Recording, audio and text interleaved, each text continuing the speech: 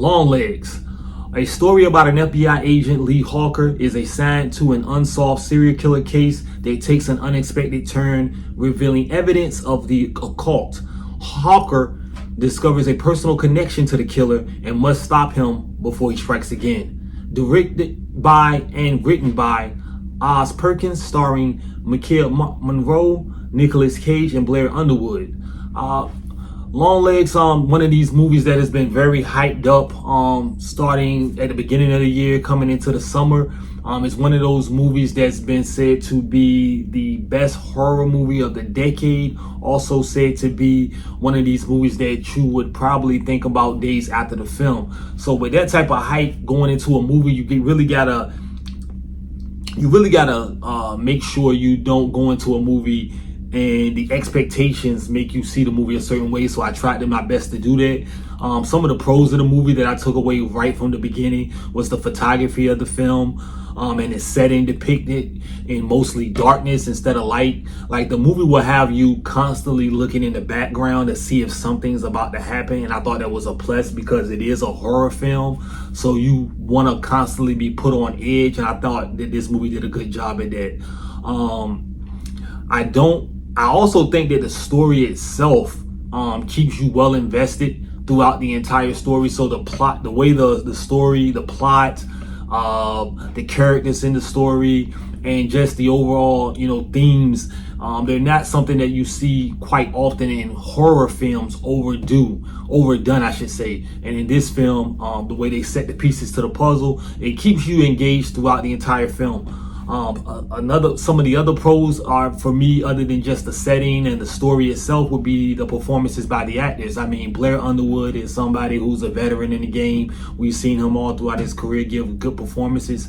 And in this one, he brings another solid and believable presence to the film that I thought was very well needed, especially with the star of the film, Maika Monroe, who is somebody who I wasn't very well versed in. I have seen her in movies before. Well, I have seen her in one movie before. That was, I believe, the movie It Follow.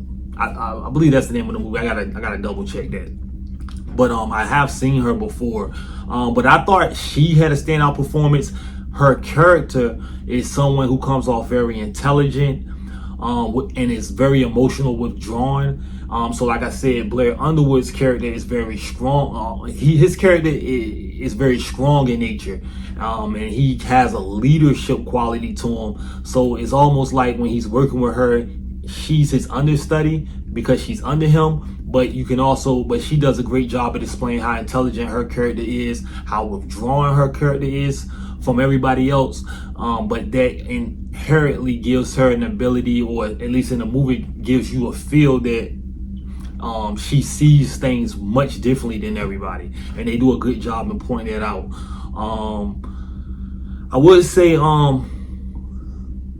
she also does a good job of showing you layers to her character without really saying much. So you will look at her and you can tell that this is somebody who in her past grew up in a way that was different from the rest of the people in the movie, and because of her past is what makes her such a good detective in the film. I also feel like Nicolas Cage performance comes off very stoic, but in the sense that you can see the pain and hardship in his character, even though he's not saying much. And I thought that's when his character was most effective.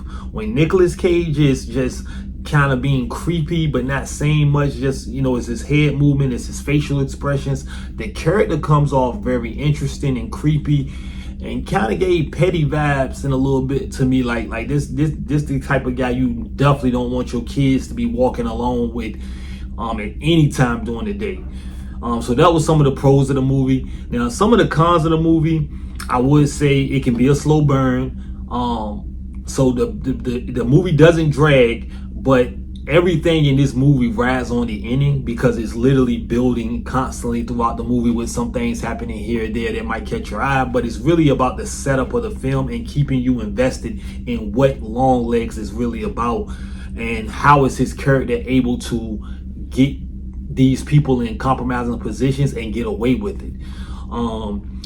Another con of the movie, as I stated at the top of the review, is that if you go into this movie hearing about the hype, it could take you out of the movie if you feel like it doesn't live up to it. Like literally, you know, you got people saying it's the best horror movie of the decade. It's imagery, it's gonna stick to your head for multiple days. And if you feel like if you're somewhere in this movie and you're like, man, I'm halfway through this movie and I'm not sure what this is all about, or I'm not sure it's living up to it, then that can be a con. So I would say, don't just go into this movie with a clear slate as much as possible if you have heard the reviews like that. And I think, but I do think that could be a con. Another con is the ending. I think either to me, the movie is built off, how does this guy do these kills and how does he get away with it? So if you like the ending and you think this ending is unique in quality, then you're gonna love the movie. If you're more so like me, where you was kind of like, okay, then you're gonna just say the movie was good, but you didn't maybe like the ending as much. And that's kind of where I sat with it. I thought the ending was cool, but it didn't grip me as much as the entire movie did. So, you know, that goes along with how I end up rating the movie at the end of it. Overall, this is a very well-made movie. It's a crime, thriller, horror, well-blended mash with some drama in it. And I think if you want to do a comparison, I would say think HBO's True Detective mixed in very well blended with the Conjuring films. So if you like those two films, I mean that show and those films, like think of that, I would say go watch it. Overall, I give the movie an 8 out of 10. I do think it's worth your money if you wanted to go out to the movies, especially like if you with your girlfriend or you with your man and it's like a couple's night. I would say this is the type of movie that you would enjoy and say, okay, this was worth my money. I don't think you need to wait for streaming. You can, but I do think it's worth the price of admission.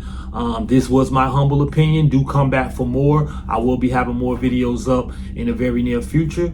Thank you, and enjoy your day.